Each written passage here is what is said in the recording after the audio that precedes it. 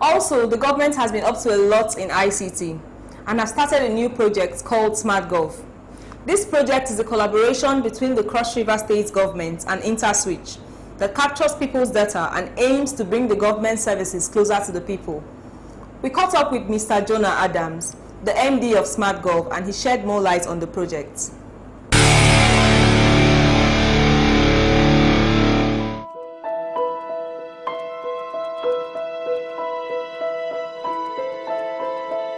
My Smart City card, it's a biometrics-based bank-grade smart card. Okay. Now, one of the things that you do when you create an identity management system like the Cross River State government is doing now is to be able to use a token, okay, which we have now represented in a smart card, okay, to manage information of every resident and business.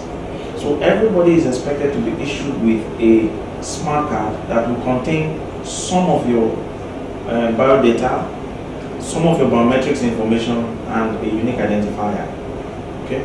Now, with that smart card, you can access all government services that are available. Now, one of the things that government will do at the end of the day is to begin to, for everybody that has been properly identified, to begin to offer specialized services to them. So we can begin to expand our social welfare program because we can now tell how many poor people we have amongst us, how many unemployed persons we have amongst us, how many students we have amongst us, how many aged persons we have. So you will have that smart card that allows us to basically tell who you are and then begin to tailor government services to address your specific needs. Okay, so we have two major variants of the smart card. You have one for business, big business and small business, and then you have one for individuals. Okay, the individual one is a blue card, and the one for business, it's a wine colored card. So every individual and every business will be expected to go out there, enroll in any of the enrollment centers that will be set up all over Cross River State. Okay.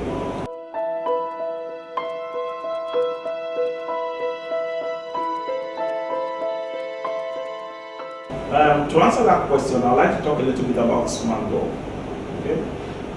SmartGov is a joint venture company between Cross River State government and InterSwitch Limited. InterSwitch Limited is a private sector company. We're involved in payment processing technology. For those of us who use a lot of ATMs, POS, electronic services in the banking sector, you will see InterSwitch in a lot of places. When this project started out in 2007, one of the things we agreed with government at the inception was that we would, as private sector, bring in technology and bring in finance to fund initiatives like this. Okay, so to implement this second phase of the project, what we had done was to partner with the Cross River State government, okay, leveraging the PPP model to form a joint venture company to implement this identity management and implement backbone. So Cross River SmartGov Limited is a joint venture between the Cross River State government owning 50% of the company and InterSwitch owning 50% of the company. InterSwitch will provide funding, will provide technology, and will provide management. The expectation is, because of the nature of the business that we do, the expectation is within the next 3 to 5 years, we'll have developed in perseverance, because we expect perseverance to take over the management of this company within the next 3 to 5 years. We'll have developed enough managerial capacity and technical capacity to take over the operations of the company. So within the company today, at the management level, we have InterSwitch providing management. We've employed some perseverance who are covering several aspects of the business, from operations to marketing to technology. Now, the mandate of the company is to set up this identity management and e-payment backbone. Okay?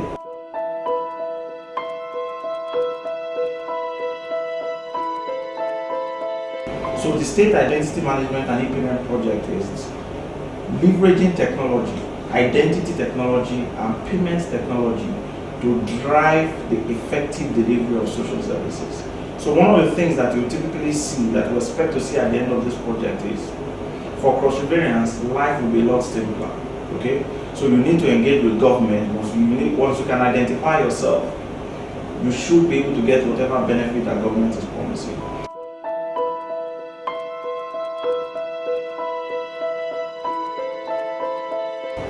We would require IT companies to work with us.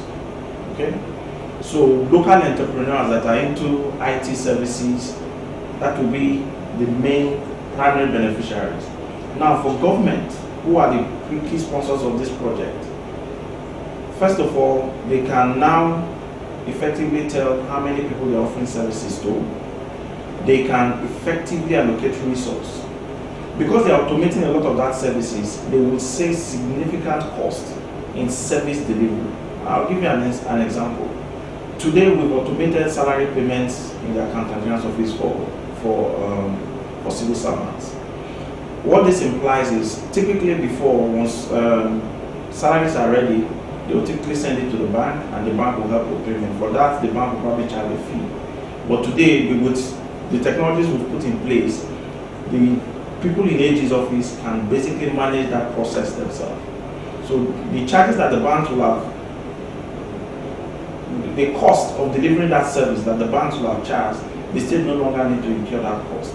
So as we automate and put technologies behind all of these services, there is what we call lower cost of operation across several of the NDAs. Now, because remember, this is also a business. What we've then done is create a new technology economy and create new technology businesses in Cross River State. So it's also an opportunity to employ a lot of new people, or a lot of people. Because this is also a technology environment, we're also having to develop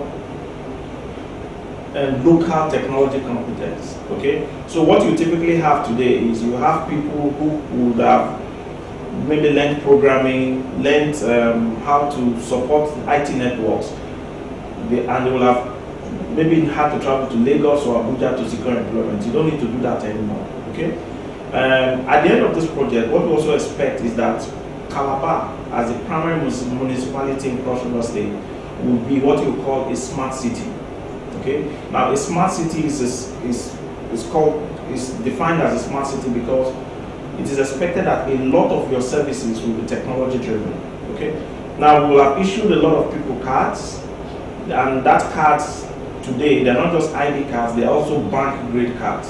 So it works exactly like your ATM. Now what that implies is that for cross-riverians, once you pick up that card, in as much as you use it to uniquely identify yourself, you can also use it to withdraw cash at the ATMs. You can use it to pay online for tickets, airline travels. If you need to pay anything to government, you can use that card to pay. If you're going to the hospital, you need to access service, you can also use that card. It's a multi-purpose, multifunctional card. So in terms of benefit to citizens, it also brings a lot of convenience. So for instance, all of the things that we have done with government, we're going to put them online. So if you have access to internet, both at home on the cyber cafe, you don't need to go into government offices to access government services anymore. You can online access all of those services that you typically will have had to go into government offices for.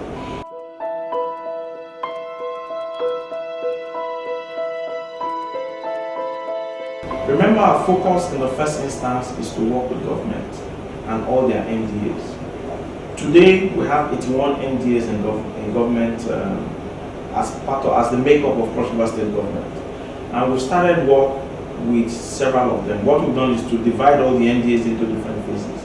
In the first phase, we're working with 9 NDAs. Our mandate is to, first of all, enroll all Cross-Riverians, from the youngest to the oldest, because we need to create that database that will allow government better plan and better manage and better deliver services. Okay. The second thing is for people who are 16 years and above, we will issue them with a smart card that will allow them easier access to government services. Our third responsibility is to automate as much as possible operations of the various NDAs as it relates to identity and payment services. Okay? And then the fourth mandate, of course, is to create the local technology economy to support this. So what have we achieved so far? Like I mentioned earlier, with the Accountant General's office, we've been able to automate. We spent the last 6 months automating payment of salaries.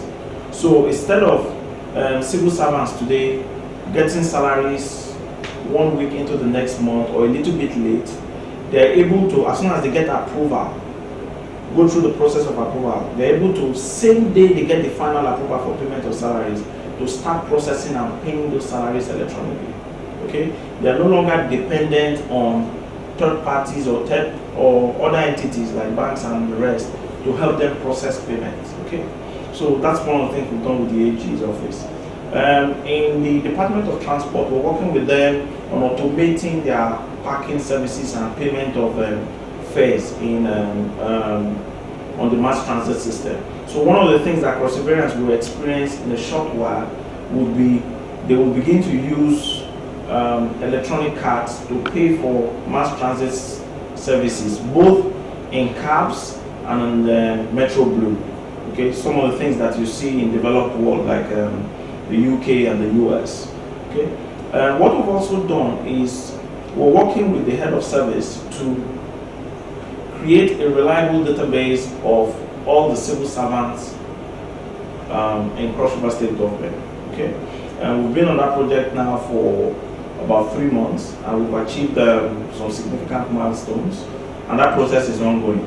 Okay, we're also working with the Internal Revenue Service to improve the number of channels. Okay, leveraging technology, number of channels that can be available to people who want to pay for the various services that they will typically pay for, whether it's tax, fines, or charges or fees. As long as you have business that you do with IRS, we are expanding the options that you can use for payments, leveraging technology. Okay, and that is how we would work with all of the other MDAs. And of course, one of the responsibilities we have is to set up SmartGov as an entity. The company is fully operational now. We've employed about 7 persons. Before the end of the year, we expect to employ another 15 to 20 persons to join our workforce. We have a board. The chairman of the board is Chief Dr. Ekpeyon Gasoko, OON. And then on the board, we have 3 persons from the state government, represented by the Commissioner of Finance, the Attorney General of the state, and Special Advisor ICT. And then we also have 3 persons represented from InterSwitch, the partner organization. So these are some of the things that we're doing. And in the aspect of creating local technology economy, what we've also done is to ensure that the process of enrollment is managed by IT companies that are owned by Crossivarians and based in Calabar here. So we've gone through a very detailed selection process, working with the MIDA, the Micro Finance and Enterprise Development Agency of Cross River State Government, to select 4 technology companies. Okay, these companies have been pre-selected, and we are currently in the process of rolling out enrollment centers across the state. Now, each of those enrollment centers will be manned by about 3 to 4 persons, and we expect to do about 100. So once we have our full coverage across the state, we'll be employing close to 500 to 600 persons, okay, spread across these 4 agencies. So these are some of the things that we've been able to achieve so far.